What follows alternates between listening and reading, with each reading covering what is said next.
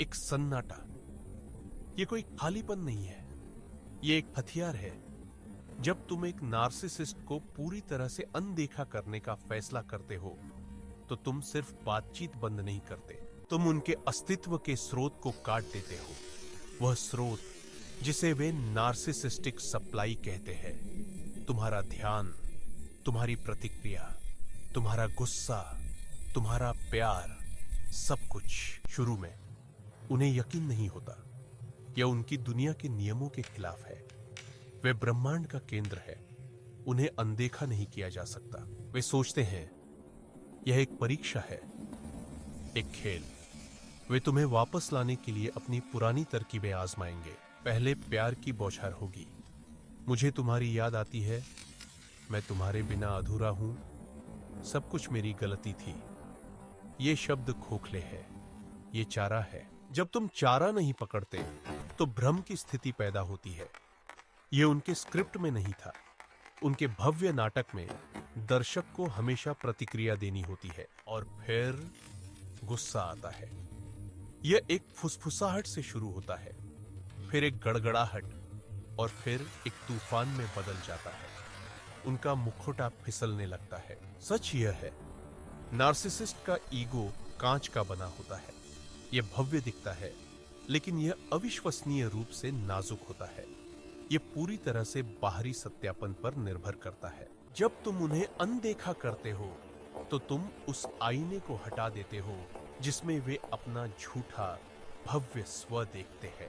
आईने के बिना उन्हें अपने भीतर के खालीपन का सामना करना पड़ता है और यह उनके लिए असहनीय है। यह एक शून्य है, एक अथाह गड्ढा। यह कोई इत्तेफाक नहीं, यह मनोविज्ञान है। अनदेखा करना निष्क्रियता नहीं है, यह एक सक्रिय रणनीतिक कदम है। तुम कह रहे हो, तुम अब मेरी वास्तविकता को नियंत्रित नहीं करते। वे तुम्हें बदनाम करने की कोशिश करेंगे। वे फ्लाइंग मंकीज भेजेंगे, वे लोग जिन्हें उन्होंने अपनी कहानी से मंत्रमुग्ध कर दिया है। वे कहेंगे कि तुम पागल हो, कि तुम अस्थिर हो, कि तुम ही समस्या हो। यह एक हताश प्रयास है, नियंत्रण वापस पाने का आखिरी दांव। लेकिन तुम चुप रहते हो। तुम्हारी खामोशी उनकी हर चीख से ज्यादा बुलंद है। यह एक ऐसा आईना है जिसे वे तोड़ नहीं सकते।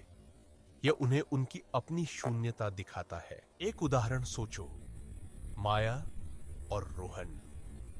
रोहन आकर्षण का केंद्र था।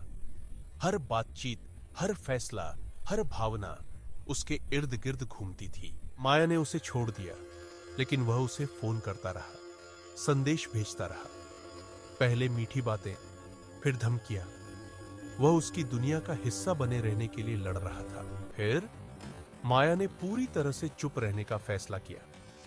No contact. उसने उसका नंबर ब्लॉक कर दिया, सोशल मीडिया ब्लॉक कर दिया। उसने उस ब्लैक होल को बंद कर दिया जिसमें उसकी ऊर्जा जा रही थी। पहले कुछ हफ्ते नरक थे। रोहन उनके दोस्तों के पास गया, झूठ फैलाया। उसने उसे एक अस्थिर खलनायक के रूप में चित्रित किया। लेकिन माया चुप रही। उसकी खामोशी एक खाली कैनवास थी जिस पर रोहन का पागलपन खुद ही पेंट हो रहा था। सप्लाई के बिना उसका ईगो भूखा मरने लगा। उसका भव्य मुखौटा धूल में मिल गया और उसके नीचे कुछ भी नहीं था, बस एक डरा हुआ खाली इंसान। तो जब तुम एक नार्सिसिस्ट को अनदेखा करते हो तो क्या होता है? तुम उन्हें मारते नहीं हो, तुम उन्हें उनकी सच्चाई का सामना करने के लिए मजबूर करते हो। और तुम अपनी शक्ति वापस लेते हो। हर पल जब तुम चुप रहते हो, तुम अपनी कहानी को फिर से लिख रहे हो। तुम अपने मन की शांति को फिर से हासिल कर रहे हो। यह आसान नहीं है, यह एक लड़ाई है, लेकिन यह तुम्हारे और तुम्हारे भविष्य के लिए लड़ने लायक है।